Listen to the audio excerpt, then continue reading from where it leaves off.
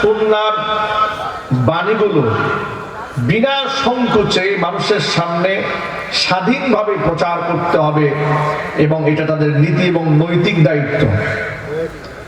পৃথিবীর প্রত্যেকটা মানুষকে আল্লাহ দায়িত্বশীল বানিয়েছেন, কারো দায়িত্ব বড়, কারো দায়িত্ব ছোট, কিন্তু প্রতিটা মানুষের দায়িত্ব আছে না নাই? আর এই পৃথিবীর কর্মকাণ্ডে সমস্ত ফজিলত কিংবা এর প্রায়শ্চিত্ত কিংবা এর একটা যাজা কিংবা এর শাস্তি প্রতিদান কিয়ামতের মাঠে আমাদেরকে তুলে দেওয়া হবে, এই বিশ্বাস কি আমাদের অন্তরে আছে? যদি বলুন আছে। যদি থেকে থাকে তাহলে আপন আপন জায়গায় এখানে যারা বসে আছেন সবাই দায়িত্বশীল। একটু পিছিয়ে বসো, বক্স থেকে সরো। সকলেই দায়িত্বশীল। আল্লাহর নবী রাহমাতুল লিল আলামিন বলেছেন, আলা কুল্লুকুম রাঈন ওয়া কুল্লুকুম মাসউলুন আন রাইয়াতিহি। জেনে রেখো তোমরা প্রত্যেকেই দায়িত্বশীল তোমাদের দায়িত্বের ব্যাপারে। কিয়ামতের দিন প্রত্যেককেই তার দায়িত্ব সম্পর্কে জিজ্ঞেস করা হবে। একজন ইমামকে তার মুক্তাদির ব্যাপারে, একজন আলেমকে তার শ্রোতার ব্যাপারে, একজন রাষ্ট্রনায়ককে তার জনগণের ব্যাপারে, একজন স্বামীকে তার পরিবারের সদস্যদের ব্যাপারে আল্লাহর আদালতে জবাবদিহিতা করতে হবে। সুতরাং আপন আপন জায়গার দায়িত্ব যিনি পালন না করবেন কিয়ামতের ময়দানে তাকে আসামির কাঠগড়ায় দাঁড়িয়ে দিতে হবে।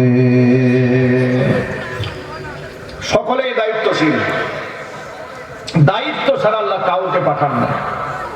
যারা সামনে বসে আছেন তারা এক ধরনের দায়িত্বশীল, যারা স্টেজে বসে আছেন তারা আরেক ধরনের দায়িত্বশীল। মসজিদের খতিব সাহেব যখন মিম্বারে বসেন বিরাট গুরু দায়িত্ব নিয়ে বসেন। উম্মার হিদায়াত, এলাকাবাসীর হিদায়াত, এলাকার মানুষ যেন শিরক, বেদাত, কুসংস্কার, খুরাফাতের দিকে ধাবিত না হয়, তাদের ঈমান এবং আমলের পাহারাদারের দায়িত্ব আল্লাহ পাক আমাদেরকে দান করেছেন। সুবহানাল্লাহ বলবেন না? নবী করিম সাল্লাল্লাহু আলাইহি সাল্লাম বলেছেন, ইয়াহমিলু হাদাল ইলমা মিন কুল্লি খালাফিন উদুলু। প্রত্যেক পরবর্তী প্রজন্মের ইনসাফগার ব্যক্তিরা এই ইলমের ধারক এবং বাহক হবে। ইয়ানফুনা আনহু তাহরিফাল গালিন ওয়া ইনতিহালাল মুবতিলিন ওয়া তা'ওয়িলাল জাহিলিন। কোন জাহেল যেন এটাকে অপব্যাখ্যা করতে না পারে, কোন বাতিল যেন এটাকে বিভ্রান্তকর ভাবে জাতির সামনে উপস্থাপন করতে না পারে, কোরআন সুন্নাহর অপব্যাখ্যা যেন না হয়।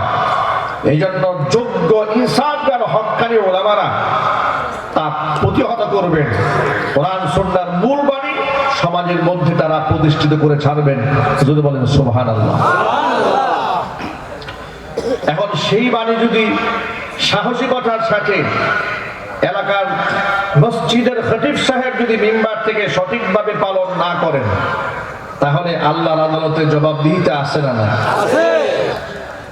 আপনারা একটু ইনসাফের সাথে জবাব দিয়ে বলুন তো, বর্তমান সমাজ ব্যবস্থা যে পরিস্থিতিতে দাঁড়িয়েছে, মসজিদের খতিব সাহেবগণ, ইমাম সাহেবগণ স্বাধীনভাবে মসজিদের মিম্বারে বসে কি কথা বলতে পারেন? যদি বলুন পারেন? স্বাধীনভাবে যদি কথা বলতে যান তাহলে ক্ষমতাসীনদের কিংবা স্বেচ্ছাচারী যারা আছে, জালেম যারা আছে, স্বৈরাচারী যারা আছে কিংবা কোরআন সুন্নাহর আদর্শের দুশমন যারা আছে, তারা রক্ত চক্ষু দিয়ে সে আলেমকে প্রতিহত করার প্রচেষ্টা চালায়। তারা এমন আলেমকে পছন্দ করেন যারা তাদের সাথে লিয়াজু মেইনটেইন করে চলতে পারবেন কিংবা তাদের অপকর্মের পথে বাধা হবে না, এমন আলেমকেই তারা বড় ভালোবাসেন। সমাজের এমন লোক আছে দেখবেন, সুদখোর, মিথ্যাবাদী, ঘুষখোর, লম্পট, জেনাকার, এমন ব্যক্তিকেও কিছু কিছু আলেম একেবারে গোষ্ঠী সহ জান্নাতে পাঠিয়ে দিচ্ছে। কথা বলতে হবে, ঠিক কিনা বলে? এক বস্তা চাল কিংবা এক বস্তা ডাল দিয়ে দিল, 14 গোষ্ঠী বেহেশতে পাঠায় দিল। কিন্তু এই চালের টাকা, ডালের টাকা আসলো কোত্থেকে একটু খোঁজ খবর নিল না। এই চরম বাস্তবতা কি সমাজে আসে না? না। দেখেন, বোটবাজার কেন্দ্রীয় জামে মসজিদে আমি টানা 7 বছর জুমার খুতবা দিয়েছি, মনে আছেন আপনাদের? নাকি আপনারা ভুলে গেছেন? ভুলেননি। এই অঞ্চল থেকে গুড়া, গাজীপুর, বিভিন্ন জায়গা থেকে হাজার হাজার মুসল্লি বাদ ভাঙা জোয়ারের মতো বুটবাজার কেন্দ্রীয় মসজিদে সকাল 10টা থেকে হানা দেওয়া শুরু করত। অনেক সময় খাদেম সাহেব বিরক্ত হয়ে আমাকে ফোন করতেন যে হুজুর জুমার বয়ানে বলে দিবেন এত সকালে মুসল্লি যেন না আসে। আমি বললাম কি সমস্যা হয়েছে? যে এরা সকাল 10টা থেকে ডিস্টার্ব দেওয়া শুরু করে, মসজিদ গুছারও সময় দেয় না। সুবহানাল্লাহ। আচ্ছা, আমি কি অসত্য কথা বলেছি? সকাল 10টা থেকে মসজিদের গেট ধরে ধাক্কাধাক্কি শুরু হতো। এরপরে যখন 11টার মধ্যে মসজিদ খোলা হতো, এমন ভাবে ঢুকতো মসজিদে, কে সামনের কাতারে আগে বসবে। মাঝে মাঝে 12টার দিকে আমাকে ফোন করে মুয়াজ্জিন সাহেব বলতেন হুজুর মসজিদ তো ভরে গেছে। আমি বলতাম ছাদ খুলে দেন। বলে হুজুর ছাদেও জায়গা নাই। এই চিত্র হতো। এক লোক একদিন আমার কাছে এসে বলছে হুজুর এই মসজিদটা অনেক বড় হওয়া দরকার, অনেক কষ্ট করে ওযুখানার সামনে গিয়ে টয়লেটের সামনে গিয়ে নামাজ পড়েছি। এই চিত্র ছিল যেই মসজিদের।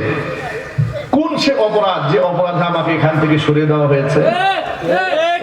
কথা বলেন না, ঠিক কিনা বলেন? কি অপরাধ? আমি কি মসজিদের টাকা আত্মসাৎ করেছিলাম?